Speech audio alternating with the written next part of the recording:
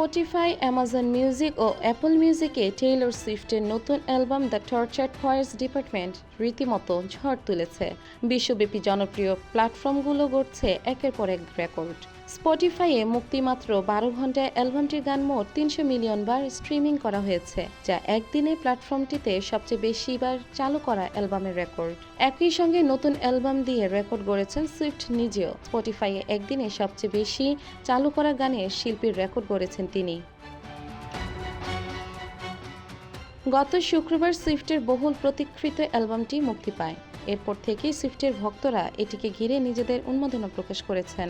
অ্যালবামটিতে মোট ৩১টি গান রয়েছে, যেখানে তিনি নিজের বিচ্ছেদ ও প্রাক্তনদের প্রতি ক্ষোভ প্রকাশ করেছেন।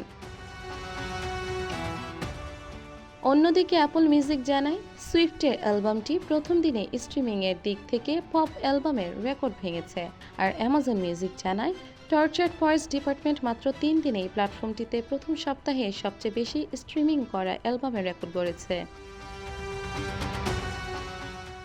গত ফেব্রুয়ারি মাসে গ্র্যামি অ্যাওয়ার্ডের মঞ্চে সুইফট নিজের ১১তম অ্যালবাম প্রকাশের ঘোষণা দেন। এরপর থেকেই অপেক্ষার প্রহর গুনছিল তার ভক্তরা। অ্যালবামটির অন্যতম গান সং লং লন্ডন, যেটি তার প্রাক্তন ব্রিটিশ অভিনেতা জো আলউইনকে কেন্দ্র করে তৈরি করা হয়েছে।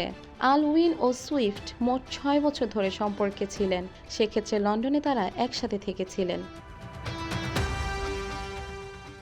চলতি গ্রীষ্মে ইউরোপে এরাস ট্যুরে নতুন অ্যালবামের গানগুলো যুক্ত হবে বলে ধারণা করা হচ্ছে। বর্তমানে কনসার্টে সুইফট তার গত ১০ অ্যালবামের গানগুলো করে থাকেন, যার প্রায় ৩ ঘন্টা ব্যাপী চলে। চলতি বছরে সুইফট একের পর এক সফলতার দেখা পাচ্ছেন।